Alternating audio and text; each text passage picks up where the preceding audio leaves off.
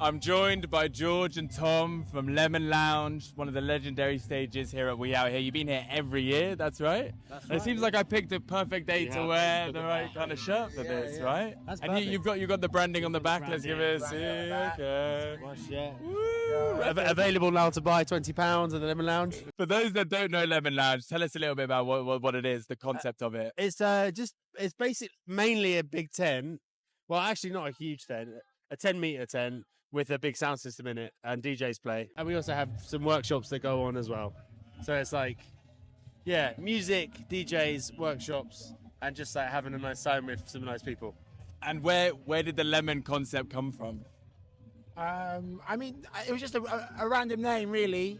But as we were saying before, it kind of just gave us opportunity to loads of inspiration for like decor and branding and like activities and the stuff we could do with that little brand. There is more etymology than that. Is there? Yeah, because our friend Jacob, who isn't here this year, it's his kid's birthday.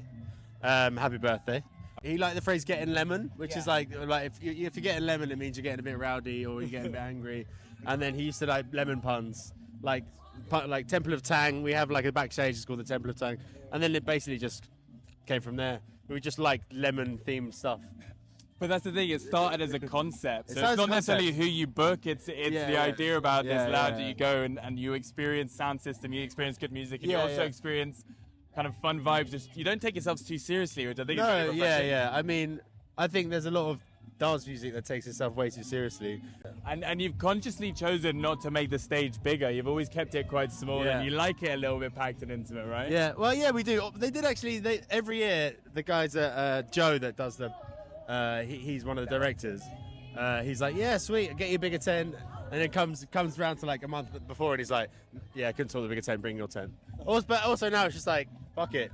The tent works. It's kind of, we're kind of particular about it as well, because it's that canvas tent, it's the right colours. Like, oh, how about this like PVC blue tent? It's like, it's not gonna work. It's not gonna look right, and you know, it's good to stick with what you know. Sometimes I think. Sure. And what would you say a couple of top memories you've had over the course of doing this that have really felt like special and felt like you were onto something? We had Mosca post 11 last year. That was quite fun. Yeah. And he described one of our friends as Healthy Midlands. Healthy Midlands. Yeah. So that was quite good. Anything for you? Last year was it? Ollie, who's one of the core crew, he played a bluegrass tune on the Sunday, and they got a pull up, and there was like a hoedown. It was just extremely unexpected. You can find donk, you can find anything under the musical spectrum. You guys cover it. One DJ ended with like a hardcore remix of Britney Spears' "Toxic," and then the next DJ played "Welcome to Jam Rock." No one left. No one left. It was still packed. So that was great. That was great. Looking a bit forward as well, are you working on any concepts or some new things that you want to try and do, or is it more about just kind of keeping consistent? I mean, we're all extremely slack. Like, I apologize to anyone if I didn't reply to your emails recently. I'm terrible with emails. Struggles. But but we've got a party coming up in London.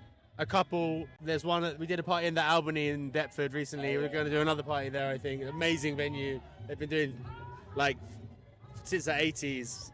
Been doing stuff with like Jar Shaka. They've just allowed us to take our system in there, which is quite surprising to us. There's one final thing about the actual sound system. It's like building that and maintaining it. Is it something that you're always trying to add? Is it more modular or?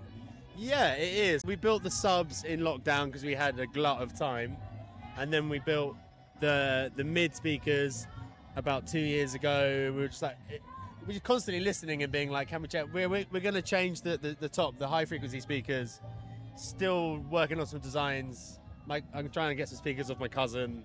Yeah, it's just constantly, you're just like, oh, it could be a little bit better in this way. Yeah. Or it's just like when we have spare cash and more time. All of us are extremely like. You get slightly older and it's like, oh, I have loads of stuff to do. Responsibility kicking in. But it doesn't matter. We still find enough time to put it up in the field and go absolutely mental with a bunch of legends.